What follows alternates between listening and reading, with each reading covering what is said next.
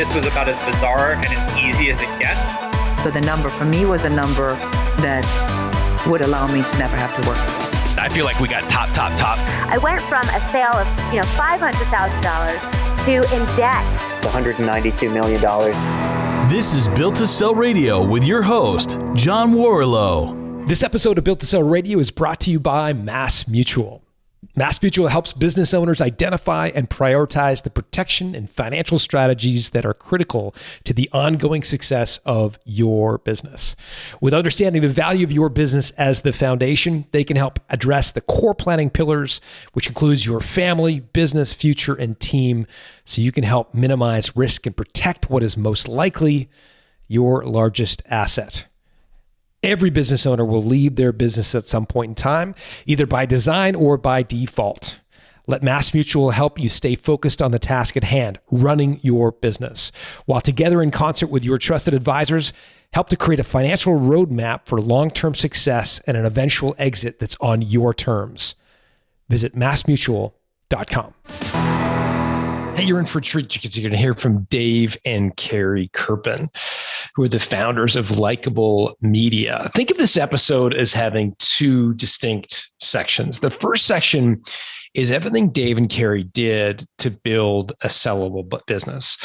They talk a lot about productizing their service, the dangers of billing by the hour, and how they switched to an innovative system, which I won't steal their thunder. I'll let them describe their billing model to you, which I think is really fascinating. Listen to the way they brand and name everything in their company, giving them a point of differentiation.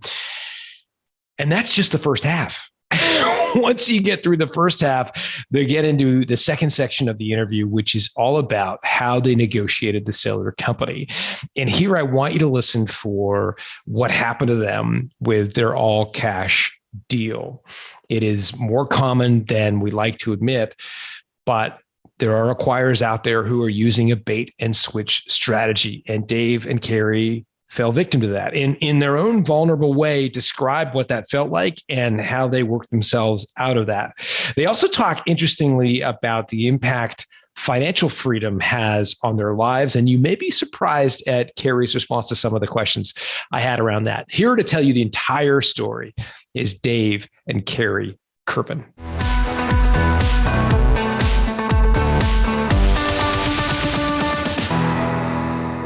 Dave and Carrie, welcome to Built to Sell Radio. Thanks for having us. So excited. Yeah, it's good to have you both here. It's a great 2-for-1 deal here because I know, Carrie, you've been running the company for a lot of years, 7 years straight, but I know, Dave, you were involved in the start in the first 7 years. So we're going to have some fun talking about this amazing company you've started. Likeable, for folks who have never heard of it, just describe what Likeable does. You can describe it. You started it. It was, I think you go, and then we'll take it from there. Likeable is a social media and content marketing agency that helps brands, mostly big brands, build an audience and leverage that audience to grow. So we've worked with a great number of consumer brands and B2B brands through the years, and have helped them navigate the constantly changing waters of social media and content marketing to do better marketing. One of the first social media agencies in existence. That's basically, we did social media marketing since 2007, since before social media was kind of a thing.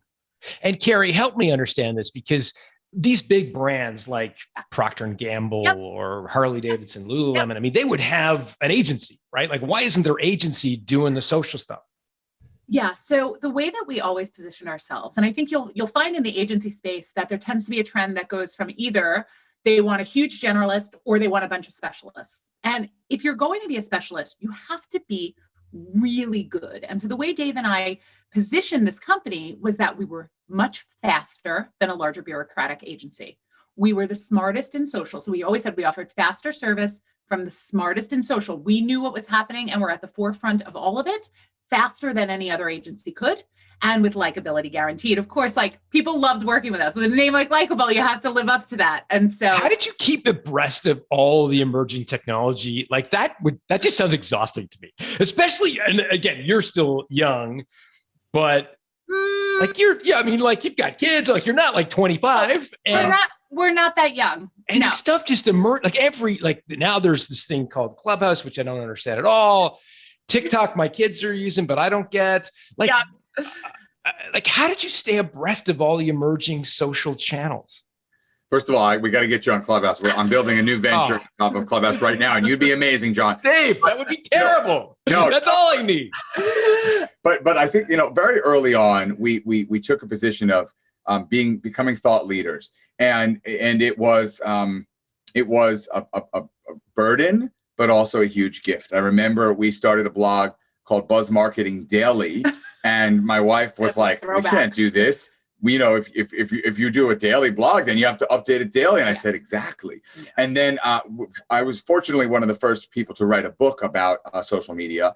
And of course, I didn't really know much then, but I wrote what I knew, what I could figure out. And then because the world of social media changes so often, I was asked to update the book again and again. And I had to keep doing new editions. So we literally had no choice but to keep abreast and to keep learning. And then, of course, to build a team that would do the same. Yeah, that's what it's about. I mean, we were young when social media started and we were 20 something, it was like, we were into this. Like we weren't in college when Facebook became a thing, right? That's how it opened. But as soon as they expanded beyond the college market, we were like on there. And so at that time, we were very hip and cool and like in the know. But as you grow, and as you age, no matter how interested you are, you still are not native to the technology that's being built. So the trick is about hiring people who live it and breathe it and understand the business benefit behind it. Because you can live and breathe it. My kids live and breathe it, but they have no idea how a brand should use it. So you need that hiring the business sense and the love of social. I'm glad you bring up people because, and can we talk about how much revenue you guys generated? I don't know if that's a public number or not. Yeah. Sure. Yeah, we could say how much we grew. We could say, I think so. Well, we can either do revenue or and not EBITDA multiples, or we can do EBITDA multiples and not revenue. 8-figure revenue of adjusted gross. You could say, okay, yes, over $10 million. Yes. Okay, so what I looked at when I was preparing for this interview was your revenue per employee. Yes. And if I'm doing the math right, it was around $200,000 of revenue per employee. Yep. That to me sounds high, because when I think of social, I think of maybe $125,000 of revenue per employee. Yep. You're almost twice that. Yeah. And so it begs the question in my mind, for a service business, like how did you get such high revenue per employee? Okay. Deep expertise in a niche area. We understood and could provide the consulting around social. See, we measured profitability around different areas of our business, and the consultative area was in high demand and we could charge a lot for it. So what we did was it looked at value-based pricing. We said, we're going to go heavy into the consultative space, lots around that. And then around the creative space, we ended up converting our office to a full studio so that we could use that sort of as inventory too. We looked at everything that we did as inventory, I think. Like we had so much space in the office. It was kind of like when you go into a restaurant and you're looking at all the space as inventory. We did the same thing with office space, and we did it as content studio places to shoot. Like we knew we could do 8 shoots at a time. And so we knew that we could do that and tap into freelancers and do all kinds of things to help maximize that. And so I think it was heavy expertise in consultative, and then using the creative, thinking about creative as inventory. So how much available inventory do we have, and pricing based on that inventory. If I didn't have availability and I had to pull in a shoot really last minute, I could charge more for that. Got it. And so when you say shoots, you're talking about little videos that you would do for a brand? Exactly. I mean, brands need a massive amount of content. They need content all the time. It comes from a variety of places. There's user-generated content. That's what their fans are posting. There's influencer content. And then there's content like where people pay millions of dollars to shoot for TV ads that run for 30 seconds.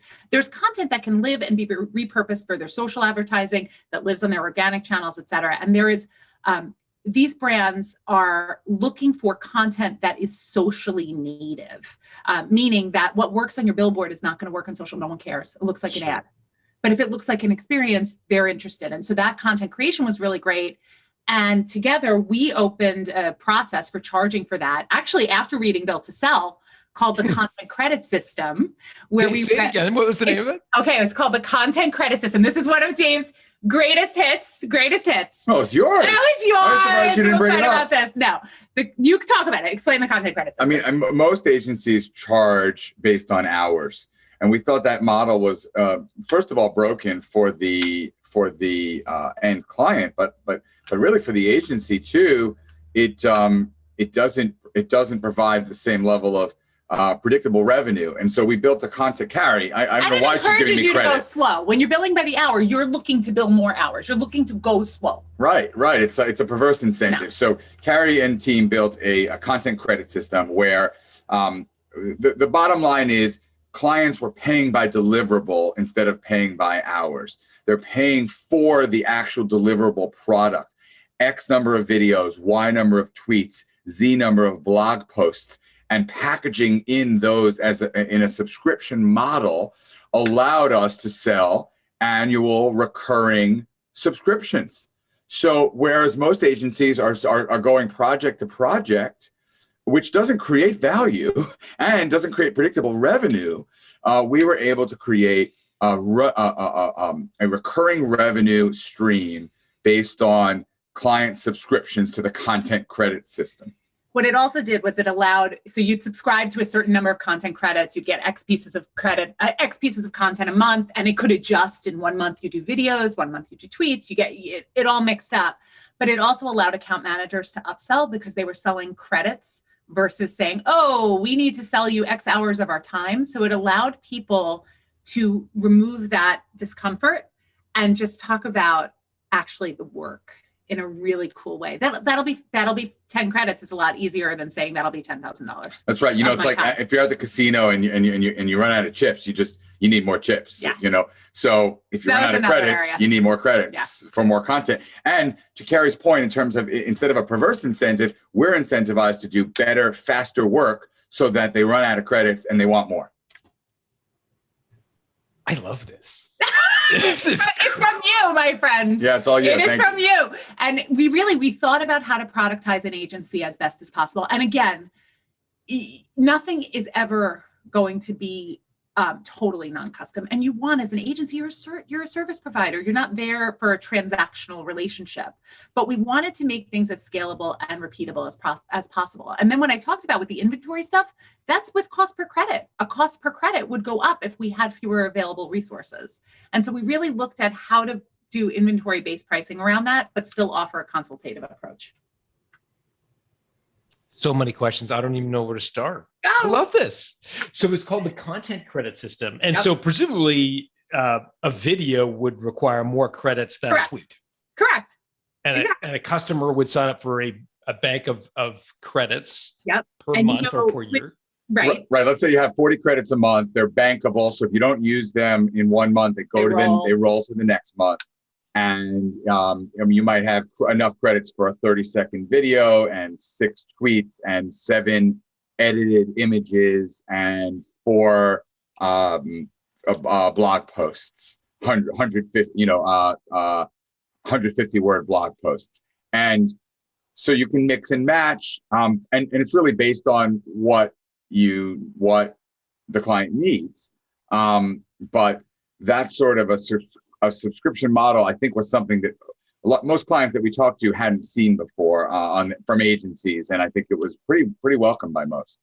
And this is fabulous, but I will tell you, during the sale process, it was it was great, but it was a little bit, they loved it, but it was a little bit different from when you're talking about a straight up agency. So what I would say it did was it allowed us to differentiate. It allowed us to be profitable. It allowed us to have a scalable system that we taught our staff. And then when we got to sale, we had to almost learn, I kept talking about this, like how to be bilingual. Like, okay, they understand hours. So how are you going to speak in hours? What's your average hourly rate? And so you had to learn that piece, even though this was something that worked from a marketing perspective for us, it worked from a profitability lever perspective for us. We had to learn to be bilingual too. And that's advice I would have as you're looking to productize and look at that stuff is really, I know for me, I had to think about how I could speak during the sales process in hours and also describe the competitive advantage of the credit system. What were clients' reaction to when you first introduced the content credit system to them? Okay, so we started with, and I remember well, this is many years, this is, I think 2015 we did this, but we started with a couple of key clients. And one of the first things we did was say, like, people we had relationships, we said, would you take a chance on this type of system? We're testing it. And people loved it because remember also, procurement is looking for ways to have new ways to charge agency and work with agencies and all of that stuff. So at first, it was very, very exciting. Then when we started selling in new clients, we only sold it in the credit system. And we said, if they don't do this for the content piece of our business, and again, this is only for the content production piece of our business, we won't take the business. And we started being really discerning about what we were taking on, and they grew it. Then we surveyed them twice a year on the credit system. Once we got people on board, do you like it? Do you understand it? Are there challenges? And there were challenges. I mean, there were definitely challenges. When you get to an end of a year, if you're not renewing, if you decide you're not renewing and you have leftover credits, what happens with that? If you've used too many credits and you're not continuing for the next year, what happens with that? So there were all of these nuances that we learned along the way and built systems for, which could have only come with feedback and time.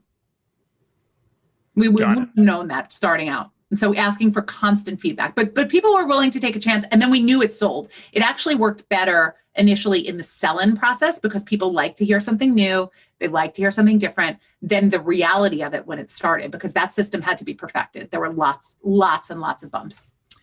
Yeah. What advice? Sorry, go ahead, Dave.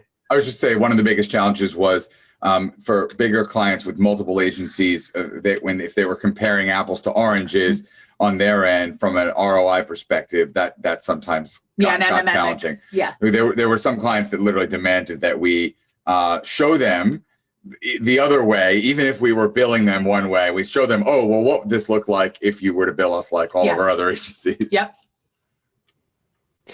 What advice would you have? Because there are a lot of people listening to this right now who know that billing by the hour is not ideal. Yep.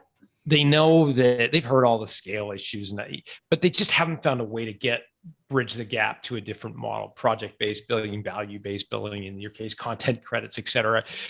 They're really feeling like they're swimming upstream or into a headwind because the industry just bills that way. And that's what all the competitors do. So what advice would you have with someone who wants to make the leap to something like the content credit system, but just is hesitant? I would ask them to talk to their clients about the desired outcome. So nobody wants to pay hourly either. I mean, why would you don't really fundamentally want to pay for hours? You want to pay for you want to pay for a desired outcome. Right. So what does that desired outcome look like? And how can we develop a product and deliverable of that desired outcome that works on my end economically, and also gives the client what that desired outcome is at the end of the day? So, for example, if I'm selling IT security services, normally always an hourly basis, what am I really selling? I'm selling peace of mind. So what if there were a monthly subscription that offers me unlimited support for a certain amount of money? If I could figure out how to make that work on my back end, then that might be a product worth experimenting with, and then running the math on that with a few clients and seeing how that works. That's one example. But ultimately, if I'm paying for an IT security firm, I don't want to pay for hours. I want to pay for peace of mind. So how can I get there? That's how I would sort of back into what that product might look like. I would say name it, highly package it, make it sound great, wholly believe in it, and be willing to walk away if people don't follow the direction you're going in. I mean, that's one of the things that was in your book and originally was like, okay, we're only going to sell this and we're going to say no to stuff that we've been saying yes to this whole time. And so I think that's important. At the same time, by the way, though, have the ability to be bilingual. So if somebody will buy it from you, but they want to understand it in terms that their boss can understand, that makes complete sense. And so we always were able to convert to hours if we needed to, but you had to buy into the belief that pricing by deliverable for social media can help you have a better presence. Love it. The naming of it was a thing I wanted to get into. So It was called the Content Credit System. Is that right? So the T, the C, and the S were all capitalized, I'm guessing? It was just always known as the Content Credit System. Content Cubed. Well, Content Cubed is different. We name everything. So Content Cubed is our process for subscription. Yeah. So we always named and marketed everything. So the Content Credit System is how we charge. Content Cubed was how we executed, which was consult, create, connect, the 3 areas of what we did. Every piece of that is productized, and then all of them together form what the subscription is. So first we consult, we listen, we tell you what's out there in the world, what you need to do. Then we create. So we have a full content studio to be able to build it. And then we connect using influencers, paid social media, and community management. It's always the same. If you buy a full subscription, that's what you get, but we are also modular. You can buy pieces of that product. So it's designed to be able to be sold and have products that meet any particular need of someone in social media. So it's always about the naming, always about the trademarking. We always played with that, always leaned into that. And always it's a little bit of the magic of what you do. You're an agency, right? People are hiring you for that creative energy. And so using that for yourselves is just key. What else did you name out of curiosity? Oh my God, so many things. A training program called Smarter Social. Smarter Social helped combat the internal social media going internal. Everyone hires internally, but things change and you're in your own ecosystem and your bubble. And so you lose perspective from an outside agency. So we would come in and do internal trainings and refreshes and all kinds of stuff. That did really well. Dave's named a million things. We did a conference called Likeable You, allowing clients and prospects to come in and learn from the smartest in social. The name itself, I mean, Likeable itself obviously was a very, very valuable piece of the puzzle. We were able to own a word and a pretty popular word and a pretty, the word is associated positively, right? So being able to own the word likable in our name itself, and then, have a likable blog and a likable media and a likable podcast and a likable books, etc., was very valuable. A lot of people listening to this will be curious to know, how did you make the leap from practitioner to 50, 60 employee company? Because especially in social, where you're really just selling people's time at the end of the day, even though we can package it up differently, et cetera. As David Olivier said, the assets go up and down the elevator every night. There's no hard, tangible things that you offer, with the exception of the studio, maybe in your case. I think a lot of people are like, but I mean, anybody can hold their shingle out as a social consultant, and a lot of people do on Upwork, right? And you can hire them for, pennies on the dollar. How did you guys go from just offering your services, sort of your time, your expertise, to a 50 employee company? Like that's a big switch. And I'd be curious. Well, I will tell you, Dave spends a lot of time crediting me for the latter half of the business. The scale of the business and moving beyond the two of us was absolutely his vision of how we were going to grow. So you have to tell this story of how you grew. You have to tell BuzzBuilder a little too, I think. What do you think? Sure. Okay, tell your thoughts. I think the biggest thing is mindset. I mean, I'm president of EO New York, and I mentor quite a few small business owners. And the reality is that there's a huge difference between an entrepreneur and a small business owner. And most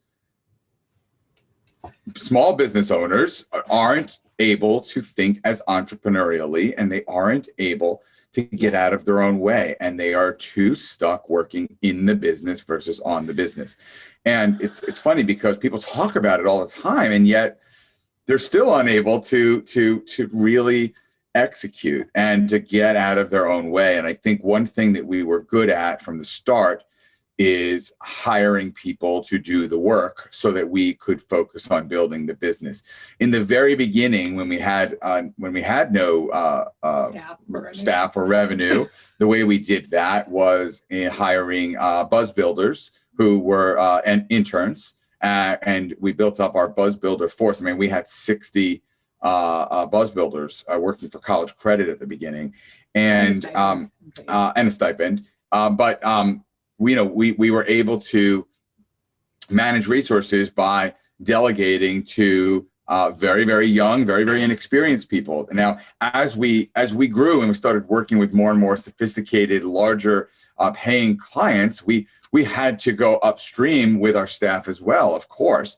But what we were able to do at the beginning, and really from there on out, is to think about building teams and to think about delegating and to never, I think what I'm proudest of in terms of my own impact on the company in those first several years is to building a mindset where Carrie and the rest of our executives, as we built up our management team, were always thinking on the business and not getting stuck doing the work. I mean, that is the most typical, not only agency model, but it's really all small business model is you sell the work, then you do the work, then you sell more work, then you do that work. And of course, with build to sell, you build a sales team that can help to execute the work, and then you build teams that can execute the work at X profit per product, and then you can scale. And I think that's we learned a lot from you in that regard,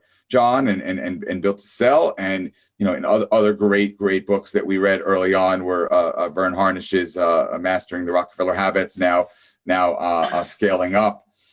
I think that was key, doing the strategic plan from Rockefeller Habits. And I think that also, I am somebody who works more on the business versus, I work more in the business. Dave would work on the business. And I think you need certainly at the beginning, to get to a space of scale, you need to believe that you can. And so for me, having somebody as a partner who believed that we could helped me as somebody, as I'm sure many of your listeners are, people who are really working and grinding in the business. It helped me realize that once we achieved a level of scale, then I could take a breath. It was very, very hard for me to imagine that. And so I would encourage any listeners who are at a smaller space to either go to that kind of abundance, working on the business mindset, or find a coach or somebody who helps you get there, because it's just not natural. Especially for me, I feel especially for women, it's very, very hard. We focus on security. We focus on, as business owners, we want to make sure we're secure, profitable, all these things, and it inhibits a level of risk that you need to take to get to the level of scale that we ultimately did. One more thing I want to add, because I've talked about this so often, I know what the objections are. So I know there'll be listeners that are thinking, well, they can't do the work as well as I can. And the answer is yes, that is 100% true. And they being employees. Being the employees. There were so many times, John, where I knew I was delegating work that wouldn't be done as well as I could do it, and that they were going to make mistakes. And I had a choice. I could either not let them try it and do it poorly and or make mistakes, or I could, let them have a shot and learn from their mistakes. And guess what? People made mistakes, and people learned, and people got better. And sometimes they didn't, and we moved on and let them go. But either way, when we don't delegate, we don't give any chance at working on the business and getting out of our own way. And so I'd always rather take the chance on people, even though I know they won't do the work as well as I will, because if they do the work 80% as well as I would have, I can move on and build the business. And that's enough. But also with social media, we're suddenly less, you have younger people coming up. It's actually one of the few businesses where you have an advantage to be a little inexperienced because you're digitally native in a different way. So that's one unique thing to the social media agency that might be a little different from other places. Yeah. By the way, you opened the interview by talking about how, you didn't know so much about, TikTok and whatnot. I don't know about TikTok either. Right. So, and I've literally had to rewrite the book on social media 3 times. So, he's not a TikTok user. Eventually, it is truly about building teams that know this stuff better than we do. Yeah. Well said. Let's turn to the final chapter, which we always do on this show. The business is 8-figure business, successful business. Yep. What triggered you to think about selling? Don't look at him. Okay. You start. We don't know which one's going to answer. When you interview both of us and you don't give us a name, we're both going to want to jump in.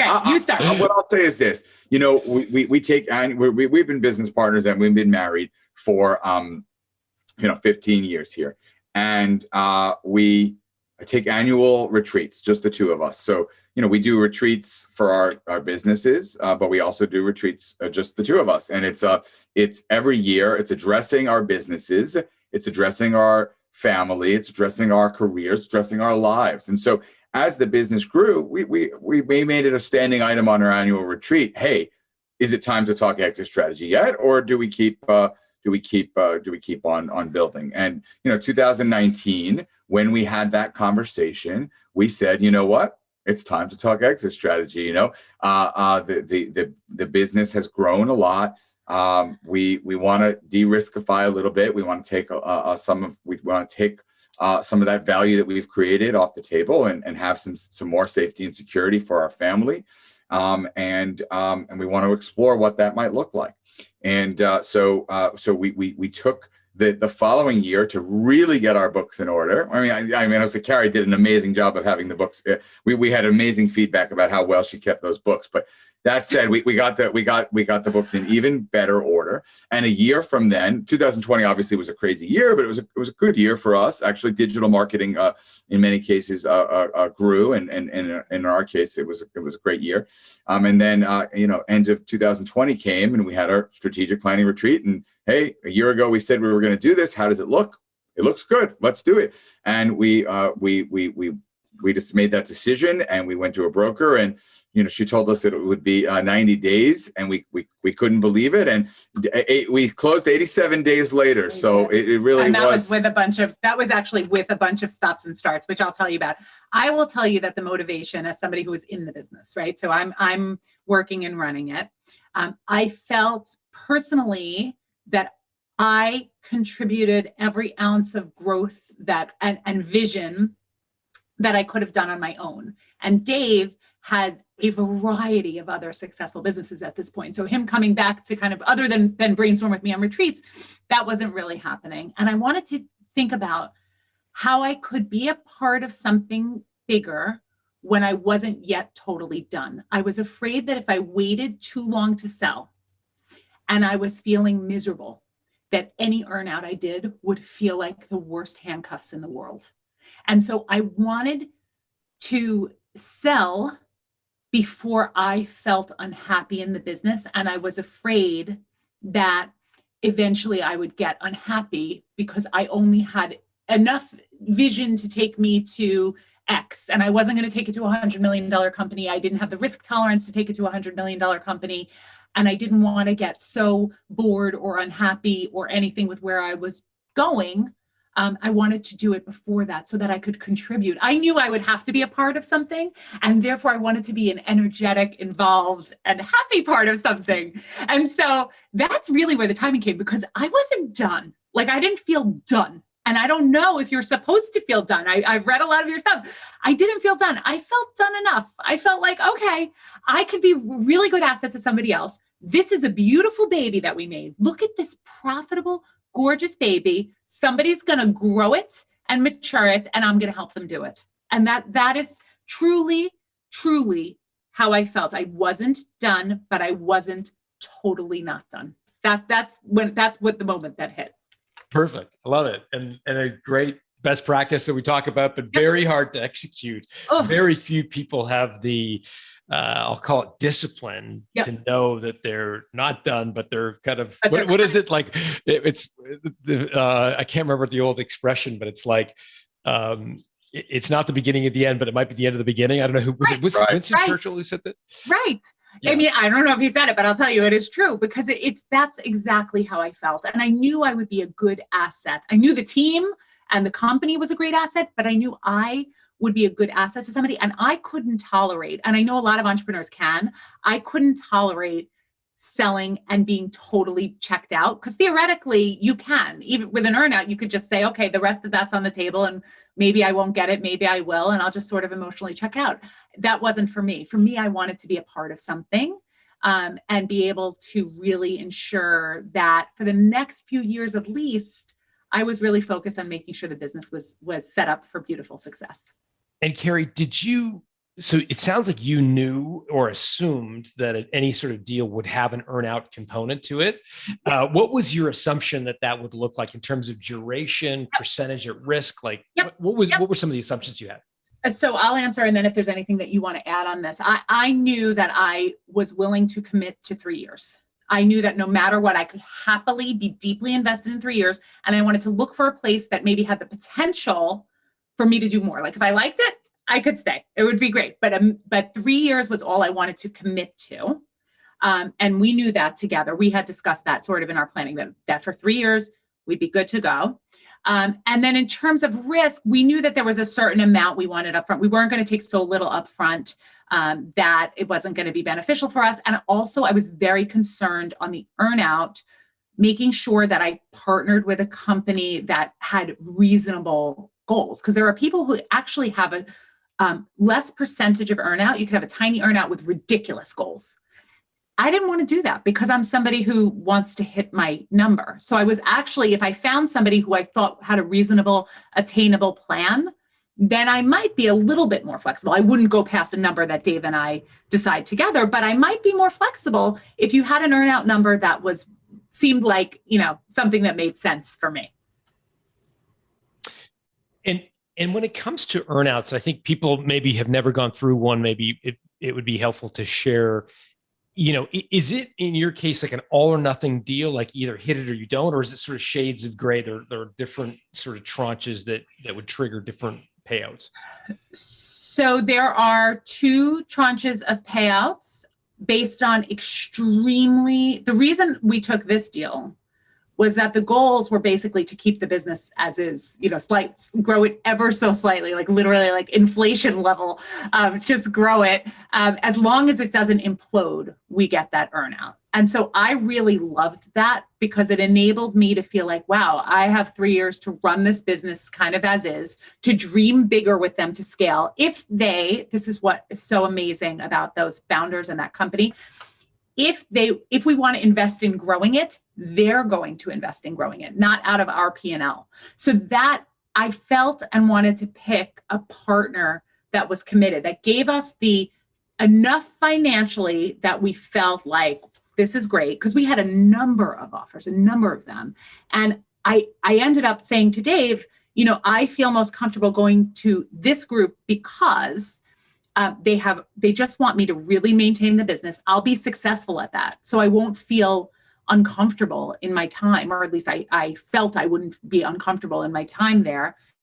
And it would be manageable enough. And then there was tons of opportunity for upside, tons, which, now having been here for a little bit, we're going to hit. So that's what's amazing. Like we cross-sell their services. There's all kinds of opportunities for upside, which is great. But the earnout is more of to me, the way this one was structured, it was more of like a consulting agreement. Like I'm here, I keep the business afloat, and I'm there for them, which is great. Is it tied to revenue or profit? It's tied to a base maintaining the same margin. You maintain the same margin you had. So I couldn't profit margin. Profit margin, yes. Maintain the same profit margin and keeping the revenue basically almost flat, just growing a little bit. Yeah, and one thing I'll add, because I have seen a lot of agencies sell and seen a lot of earnouts blow up, and I think that's it's a real risk when folks are selling and when agencies are selling. So one thing that was really important to us was negotiating full control of the P&L. Yeah. Because without full control of P&L, companies can make decisions that impact the earnout metrics and negatively, and then the the seller is screwed basically. And so with full control of the P&L, hiring, firing, et cetera, that allows a carry to execute on her own, basically, with only upside. And if anything goes wrong, and hopefully it won't, but if anything went wrong, it would be our own doing. It wouldn't be the impact of the larger of the acquirer, and that's not the case in a lot of agency earnouts. No, not at all. Most times, bookkeeping and accounting gets consolidated and at head office. So how did you structure it so that you could maintain control over your profit and loss? How did we structure it? We put it in the agreement. First of all, the goals that they set forth were extremely reasonable. So this year maintains totally flat. You're growing. I mean, we're not increasing over the 3 years on the guaranteed earnout portion. It's under $1 million. It's not a significant number. So, and that's over a 3-year period. So what we said was we will hit these numbers as long as we have full control over what is spent and who is hired, who is fired, et cetera. If for some reason I dipped by $2 million in a year or something, they could come in and we would have shared right together to do that. But the way that we put it in the agreement was all items related to the P&L are under seller discretion. And so that was really it. And having that in there, and they have stuck to that. And there's, really, it's been great. If this was about choosing the right partner and right fit, because the numbers were the numbers as far as was concerned, and you could negotiate one against the other, and we did. But really, at the end of the day, it's about picking the right partner. If you plan to stay, if you acknowledge that there's going to be an earnout, I've heard people on your show who don't, say, no, it's not going to be an earnout, I'm not going to do it. Yeah. And they manage somehow magically to do it. I never felt that would be the case. And I really never wanted it to be. What proportion of a deal were you comfortable putting at risk, so to speak, in an earnout? Like I've heard agency deals where it's like 30% up front, 70% in an earnout, like massively tilted away from you. Were you comfortable with sort of 20, 30% kind of thing, or was it a bigger slike, or are you able to share? If we're able to share, it was 50. It was 50-50. You're comfortable with that? We did, yes, but 50-50 and the all in there were also, it's not all based on earnout. There's a variety of other like little tranches of things that you're going to get. So there's certain things like that. But yeah, we were okay with 50-50. We were. Yeah. I'd love to know, and again, you don't have to share obviously the numbers, but a lot of people grow up when they start their business, it's worthless. It's just an idea on a napkin. But as it grows, A, it becomes valuable, B, it becomes a huge percentage of their net worth. Yeah. Take me into that retreat, Dave, in 2019.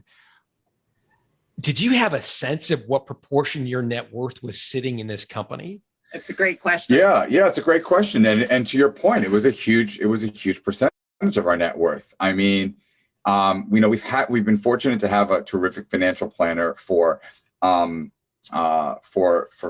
many years now. And I'm a very bullish, as you can imagine, very bullish investor, in aggressive, growth stocks, right. And crypto and all these things. But he said, I remember when he was, we were meeting with him a couple years prior, he said, Dave, by far your riskiest investment is your company. It's a huge investment, and it's by far your it's riskier than Bitcoin. It's riskier than all of your technology stock, your Facebook stock, and this and that. And it hit me just how right he was, and just how much of our net worth was in fact tied up in our business. And I do think that's a big part of that decision to take some off the table. And especially we raised two kids. We're on our way to raising our third, and 14 years into this business. And yes, I've started some other businesses, and yes, we have other opportunities for sure. But yeah, to your point, it was 90% probably, maybe 95% of our overall sort of a net worth, and I think that's we have to address the financial realities of that, and think about that as we proceeded. And so I think we didn't do it that way per se in that meeting, but I think it was a big part of the way that we thought about the timing of things. And I will say, that business was the cash cow for raising our family, buying our homes, doing all of our things. It produced an annual income that was sort of, if we needed money, it was always there and we could always pull it. And that shift from now there's money that's in the bank that's all pretty much like invested in retirement or wherever, we put it in lots of places and everything's fully funded and all these things. It's a shift. It's a mindset shift for me to go from having a business that's like, okay, we can just pull this, where I won't do that. Once the net worth is extracted, I won't do the same. Because the net worth of a business that you own feels infinite. The net worth of what's sitting as a bank and invested and all of these things doesn't feel that. For me, for Dave, I think Dave's all good. But for me, it was a shift. And you could see who's the more conservative of the two. I mean, this is why we are such a great balance for one another and need each other, because of the shift and the push and pull that we have within our own dynamic. Mm-hmm. Wow. It's a great illustration. We call it this thing called the freedom point, but when you reach this point where selling your business would allow you to create this amount of nest egg that will fund whatever you want. Fantastic. And I think, I hope a lot of people listen to this episode, because I think you could really help a lot of people with this. I mean, especially like the forward thinking around selling before you're fully done. Yeah. Let's get into the actual negotiation itself, because it sounds like there were multiple bidders. You hired an advisor, a broker who went and shopped the deal. First of all, before I ask you that, what was your expectation, shall we say, around multiple of EBITDA or multiple of profit? Did you have, in going into that process, an aspiration that you thought your business might be worth X or Y multiple of earnings? Yeah, I mean, it can be a pretty wide range for agencies, anywhere from, I've heard as low as 3 to as high as 8. And we certainly hoped that we would be on the higher end of that because of some of the things that we talked about: subscription, recurring revenue, and in a trendy area of marketing. But you don't know until you know, and it's the same thing with multiple bidders. I mean, obviously, if we knew that if we could attract more than one bidder, we'd be in much better shape. I'll tell you a super funny, somewhat related story, but not too related. When I wrote my first book, I was so excited to write a book and to have somebody that wanted my book. McGraw-Hill came to me and said, "Hey, would you write a book?" I said, "Great." So somebody said, "You need an agent." I said, "Why do I need an agent?" They asked me to write a book. She said, "Well, no, you need an agent." So I hired an agent, and she said, "Well, we're going to shop your book around before we sign with McGraw-Hill." I said, "Why would you do that? They already they wanted the book already. We already have a deal." She said, "That's literally my job. That's literally why you hire me." And so I said, "Oh, okay, yeah, you're right." So she shopped it around, and she was able to to optimize, what the deal was for. And I think you don't know until you know. So by hiring a broker, we were able to shop it around and to generate multiple offers and to generate, the best possible multiple. What was the reaction like? How many sort of interested parties did you get close on? How many letters of intent did you get? That kind of stuff. Okay. So we had at least 6 interested parties. We met with 4. So one thing that was very interesting was, because I was staying on, I was the person in the interviews and Dave was not, which was also very hard for the dynamic, because I would have to communicate to him. But the broker suggested that when you're the person who's staying on, you should be the person doing the interview, because they're really evaluating you. And what if they fall in love with Dave? And then it's like, it would really complicate it. So it was me, which was pretty crazy. Yeah. And then I think, so we had a lot of interest, and then we had a really wacky one where it was an inexperienced buyer from an agency that had never done an acquisition before, had several failed acquisition attempts, and offered all cash up front. which was a fascinating journey. So then I'm like, okay, what do we do? Do we pursue this? What multiple of earnings was it? It was about the same offer. So it was 8.5 times EBITDA. Sorry, 8.5 times EBITDA, all cash? The all cash was a little bit less. All cash was no. Oh, wait, I'll figure it out. It was 6.5 times EBITDA. Okay, don't worry. It was a pipe dream. Okay, so picture at this point, I have an LOI from 10 Pearls, which is my acquirer, which is a fair offer. At that time, it was probably 7.5 times EBITDA, and I felt I was feeling really good about them. I had met them in person. I felt good, but then this all cash kind of crazy offer comes in, wackadoo, like just everything about it was wacky. And I met the woman that was in charge of this acquisition on behalf of this agency. And I got called. We were like, okay, let's acquire 1 million women-owned businesses and we're going to take over the world. And we have this much money that we can do it with, and talk about growth. She's like, and next year's goal will be $30 million, which was nowhere near, we basically have to double. So looking at all of this, I had to think, do I go with this and risk 10 Pearls? Or do I not? And actually, this is very interesting. Dave was like, don't do it. It's not, when something looks too good to be true, it is. And he knew. But I said, well, I have to try, because also it was also, I got caught up in the whole idea of what it could be. Like, it wasn't like I was going to take the cash and be out, but enough cash up front is so much security. And so I took it. And I called 10 Pearls and I said, listen, this is too big for me not to explore. It's too much money up front. I told them literally what it was. It's probably not going to work. I hope you'll still talk to me when we come back. Like, this was after there were a couple of other offers. I didn't like them. I'm like at a good place with 10 Pearls. I'm comfortable. They were extremely gracious. The owner said I would do the same thing for my family and try, which I think speaks extremely highly of them. I tried. I get on I was like 3 weeks into due diligence thinking this is going to close. So you'd signed the LOI. I signed. And then I went through due diligence by myself. I'm trying to describe to Dave how wacky it is. It's wacky. We're not talking, there's no evaluation of the past business. It's only talking about the future. Very excited. I'm like, this is the easiest due diligence ever. Finally, they get me in the room with they're going to have the parent company lawyer and accountant and whoever on the phone. And I just watched their faces asking me questions. They're like, so how long do your clients sign for? I'm like, a year. Like, okay. How long are your contracts? I'm like, they're 12 months. Like, that's what they are. And I watched their faces. And then right after that call, they called and were like, we would like to readjust the offer to be, I think at that time it was 60% upfront they wanted to do. And I was like, oh, no. You guys are wacky. This is all wacky. I would never earn that earn out. I'm calling 10 Pearls. And that's when our broker really helped us. We called and we were actually able to, this is ironic, we were able to negotiate more. You would think we would have negotiated less because we were coming from a place of weakness.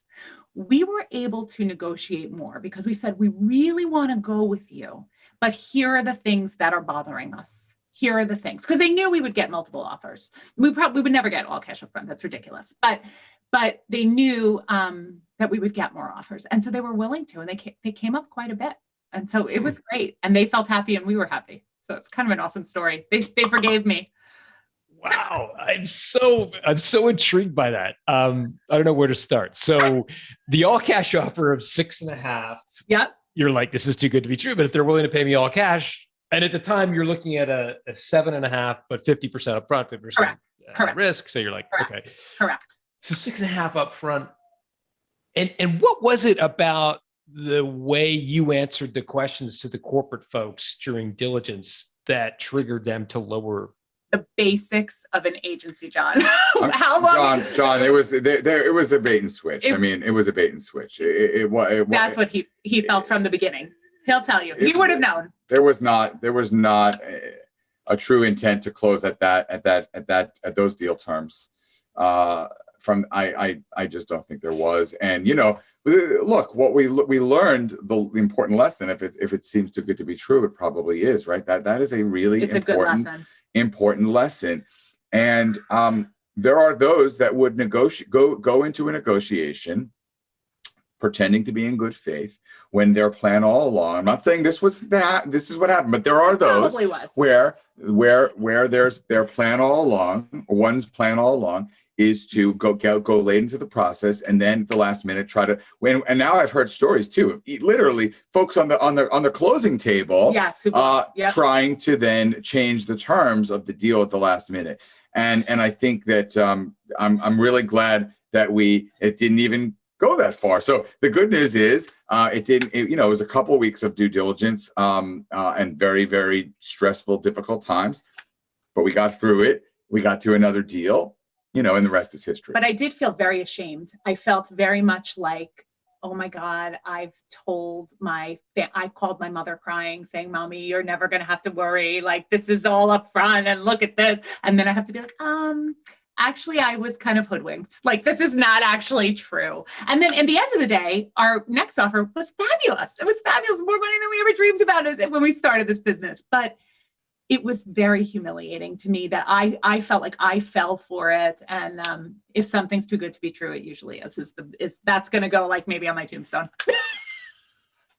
Maybe it's not the most. Again, I'm just so grateful for you sharing, because I think this, bait and switch you refer to it, or retrading is just so common. And a lot of people, as you did, Carrie, get emotionally committed to the deal, tell people, their employees, their family, their spouse, and they're like kind of embarrassed about it. And you had the courage to put the brakes on. When you put the brakes on to the y'all cash deal, what was the reaction to the other side? Did they try to negotiate?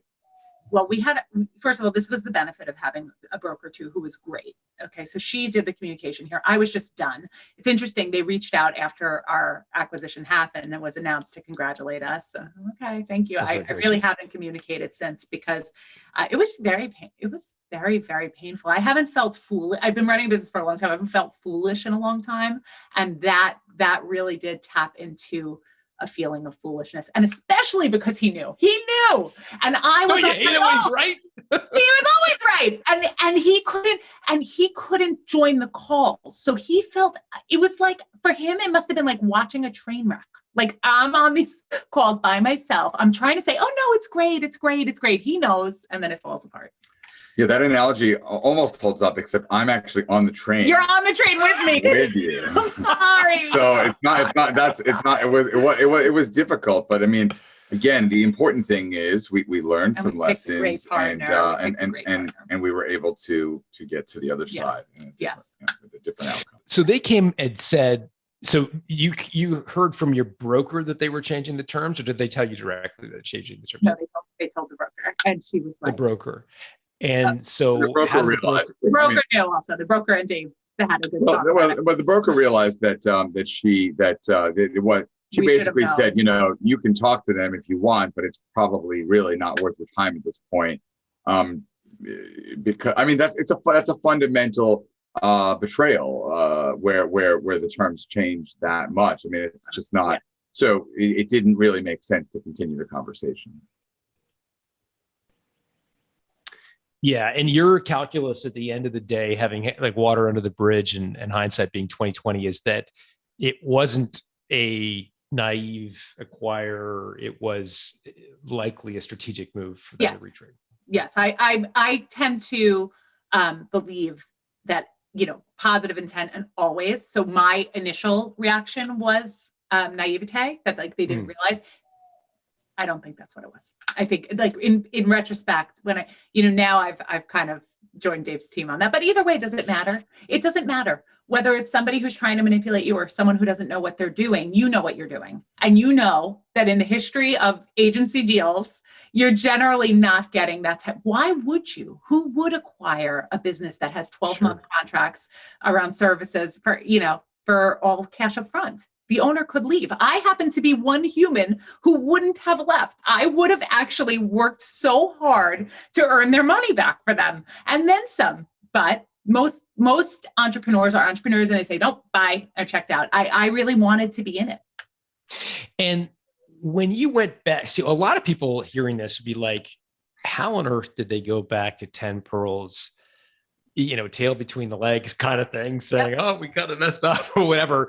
Like what I'm much more used to hearing is that when you go back to the original dance party, the terms are less favorable, right? Because you're like, well, you wanted somebody else, and now we're in a lower. How did you get them to go up? That's blowing my mind. I mean, I think, John, the reality is, and I'll toot her horn since she won't toot her own horn. The business had a lot of value, and they knew it. And the economics of the deal didn't change with the fact that this other deal fell through. If anything, they knew that we would have other suitors, and that if they did walk away, that we were okay with that because we would have other suitors, and the business did have a lot of value. And so I think that it was our own confidence in the value of the business, and frankly, more important, the actual value of the business that Carrie had built up and had worked on, that allowed us to get favorable deal terms with 10 Pearls. I also just think that when we met, we knew it was a really good fit. We knew when we met prior to all of this. So it broke my heart to say no to them in the first place. And when I said no, they understood why I was saying no and that I might be back. So I think it was, okay, how can we structure this so that you feel really good about it? So I don't have to, because their offer wasn't the best at the time. So they had to make it the best in order for us to work. Like, just because you love each other, the offer still has to make sense for the great business. So we got to that middle ground, and it was wonderful, and it worked as it should. When you originally presented the all cash deal to 10 Pearls and said, like, don't hate me, but I got to do this because, whatever. Did they attempt to negotiate at all at that point? Yeah, they played around. They're very sophisticated with financial modeling, and they're very smart. I mean, this is like, I went with the smart, safe boyfriend versus the crazy lunatic boyfriend. Like, they are not the boyfriend, because of course I'm saying, which is Dave. Can we just get that? Dave is the best boyfriend. That's my only boyfriend. But they did, but they weren't going to go beyond what the business was actually worth, and they shouldn't have. And so that's what I loved about them too. I felt that if they were treating me this thoughtfully about our acquisition, then I knew that as they grew as a business, they would do the same with other companies that they acquired. And so I felt just really like it was a match and a fit. So they came up a little when we said all cash, but he knew. He said, first of all, it's like, he's like, Harry, nobody does that. And also you're coming back. I will talk to you the minute you come back. Don't feel bad. Like, basically he's like, when it doesn't work, don't feel bad. And I was like, I know, but I got to try it. That's wild. And what would I have thought if I didn't try it? What would have happened? I would be sitting here right now telling you I had an all cash offer, but I chose the nice boyfriend. Okay, so I chose the nice boyfriend. Great. What's with all this boyfriend? And I would always think about the all cash boyfriend. You can't do that. No. Dave's going to be really insecure after this call. No, everything. He's everything. So I would love to explore, and maybe you guys can choose who wants to answer this question, but you've gone from having like a really profitable, successful company, albeit in your own sort of admission, maybe Dave, as much as 80 or 90% of your net worth, a huge chunk, to being liquid, having money, and Carrie, you're saying all the things are funded and you got all the, everything's sort of done. Like, how does that feel? Like, did you buy yourself a trophy, or is it the feeling that you had? Like, Carrie, you're laughing. Why don't you start? Okay, I'll start and then I'll let Dave answer early. I have tremendous financial anxiety and always did. So you're going to get like full, real vulnerable moments. Like, Dave used to say to me when we had no money, or, very early, and I worked to put $40,000 in the bank in savings as an emergency fund. And I would take $1,000, I'd have to fund a car repair. And then I'd be like, oh my God, there's only $39,000 in the bank. Dave would say to me, how much money do you need in the bank to feel safe and secure? There's no answer, because there's never enough money for me to feel safe and secure. I'm out of my mind. So the net worth shift actually was weirdly worse for me, because I come from, even though there are millions of dollars sitting there, I feel like, oh my God, this is all we have. And what if everything goes away for the rest of our lives? What if everything goes away? And then we have to plan for this. And okay, we're going to live to like 93. Let me do the math. Nuts. So he has to deal with the nuts. And it's not, that's not so easy to deal with. So we do celebrate. We are taking trips. We're doing things, but it is a hard shift for me, which is why I'm laughing, because I feel terrible that this man helped scale and bring about this amazing business. We finally have what we want. And his lunatic wife is still nervous that one day we're going to lose everything in the world. Right? Well, I mean, I think, your vulnerability is powerful, yeah. And if very sad, and it's very, it's very, very sad.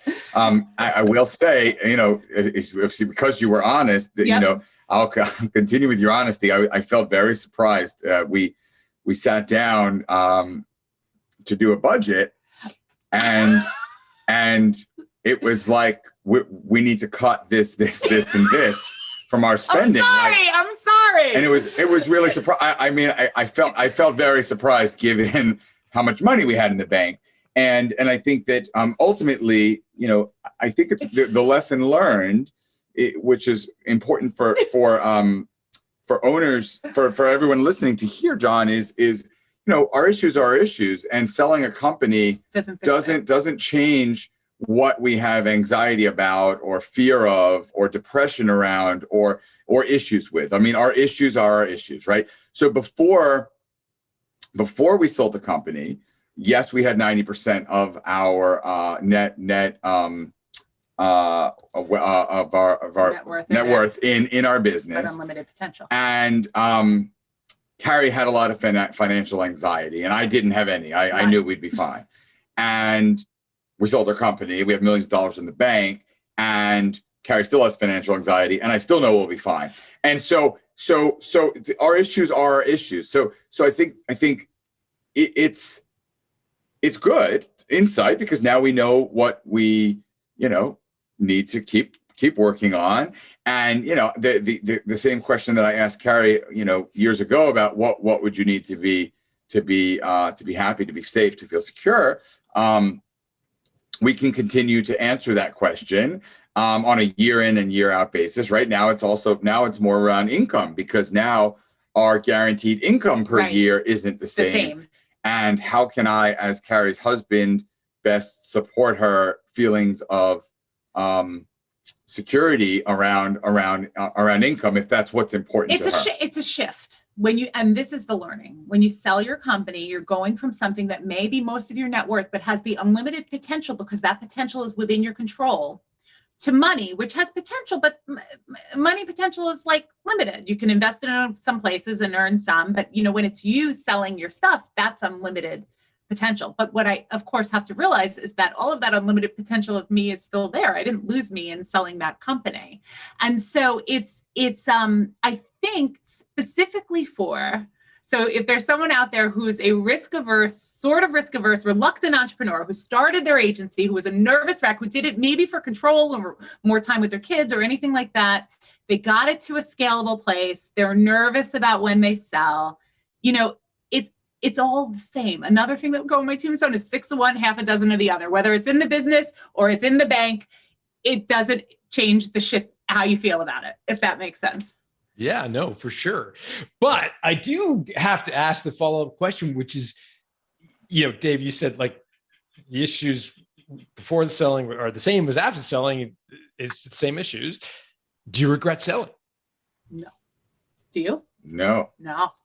Not even a little bit. No, I don't think so. I think I don't think we need to have a trophy to celebrate.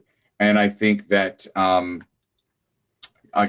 want for my wife feelings of safety and security and happiness, as I'm sure she wants for me, me to feel happy. And I think that, but ultimately the reasons that we sold for the time that we sold are completely still true, and the value that we were able to generate and the wealth that we were able to generate completely still there. And look, we joke about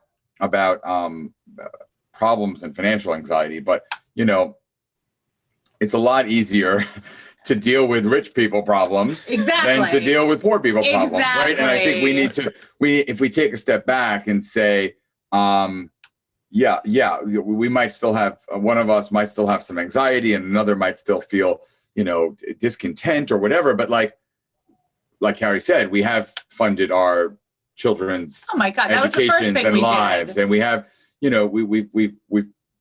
have made it such that our family will be safe and secure for the rest of their lives. Yes. And that's a very, it's a very fulfilling, for me, it's a very fulfilling feeling, and a feeling of great pride in the work and the sort of culmination of the work that we did with Likeable. Let's stop there because it just isn't going to get any better than that. I think you guys have been just incredible guests. I think there's so many lessons for folks to take away, right from how you package the business, the productizing, and all the tips and tricks around negotiating and the lessons learned around retrading. So I'm just amazingly grateful to you two. Where can now the book? Remind me, Dave, is called Likeable Social Media. You've read up it 3 times. Well, I've written 4 books. And Forgive me. Carrie What's has the book? Work It. So Carrie's book is Work It: Secrets for Success from the Boldest Women in Business. That's a great book. Love that. And Likeable Social Media is in its 3rd edition, and it's in 13 languages. And I've written books called Likeable Business and The Art of People as well. And one business, can I mention it? One of my plug away. Yeah. Thanks. One business that started a couple years ago that I'm really, really bullish on and excited about, even if I'm 15 minutes late for a meeting with my co-founder. Sorry. It's called Apprentice, and it's a managed marketplace that connects CEOs and entrepreneurs with the best and brightest college students that serve as their executive assistant. I love this. Imagine if you had this is cool. If you were to hire a Harvard business student, the day that they graduate, you'd have to pay him or her $75,000 to $100,000. But if you hire that same exact person, John, a year prior to graduating through me as an apprentice, you'll pay just 30% of that cost. Wow. I pay the students, and they get an amazing experience working with entrepreneurs and small business owners in a real life experience. So I started that actually with my apprentice. I've been, we mentioned college students. I've had college students working for me for 14 years. And Rob, who was my executive assistant at the time while he was at Hamilton, said to me, I think there's a business model here. And I said, yeah, you're right. So we started that business, and we'll do $1 million this year, and it's growing very quickly. Which I love this idea, Dave. So where do people learn about Apprentice? Thank you. It's chooseapprentice.com. Chooseapprentice.com. Chooseapprentice.com. Mention the Built to Sell and get 25% off. Whoa! Wow. Okay. Oh. First year. Well, that's right. It's funny because many times I've thought of hiring apprentices, and I've thought there's these great business schools, and we could provide. We probably can't afford them when they're fully out, but I know we can help them a ton by cutting their teeth in the business world, and we would love to have. That's a cool business. So it's called Apprentice. Chooseapprentice.com. Is that right? Really a great business. It is, and thank you for letting me riff on it for a moment. The other thing, responsiveness is one of my personal core values, John. So I won't speak for Carrie because she's got a likable business to run and an earn out to do. But if anyone has any questions, comments, needs for help, I do office hours every week, Thursday afternoons, scheduledave.com. I meet with anyone that wants to meet, and you can, hit me up on any of the social networks. I'm happy to be helpful if I can be. That's very generous. And we'll put all that in the show notes, builttosell.com. Carrie, Dave, this was a true pleasure for me. Thank you for doing it.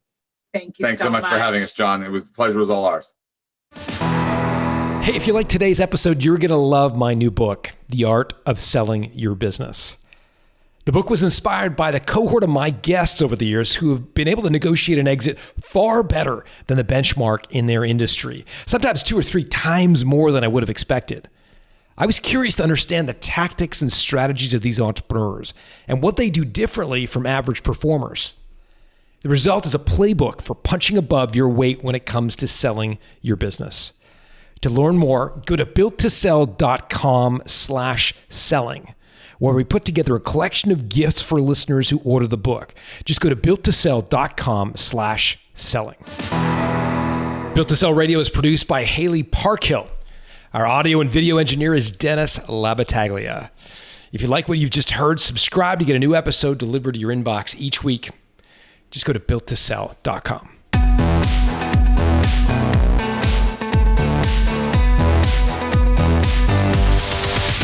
Thanks for listening to Built to Sell Radio with John Warrillow. For complete show notes with links to additional resources, visit builttosell.com/blog. John is the founder of the Value Builder System. To find out how to improve the value of your business by 71%, visit valuebuildersystem.com. John is also the author of Built to Sell, Creating a Business That Can Thrive Without You, and The Automatic Customer, Creating a Subscription Business in Any Industry. Connect with John at facebook.com/builttosell or on Twitter at John Warrillow, WARRILLOW. Thanks for listening.